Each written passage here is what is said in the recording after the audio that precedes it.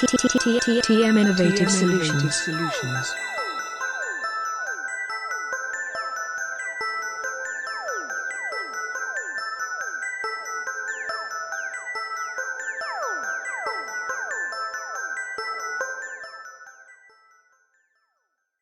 Chatbot or Chatterbot.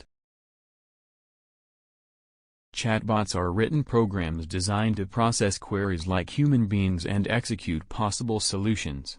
The first generation of these bots were only able to supply answers to basic questions from the end user, and modern chatbots are able to do more, like performing tasks or even providing guidelines to given queries, which is why we see many major companies want to adopt them to possibly ease their workflow.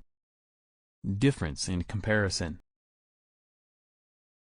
Eliza was introduced in 1966 as a computer therapist which was written to interact with users single-handedly, without the need to connect to the internet.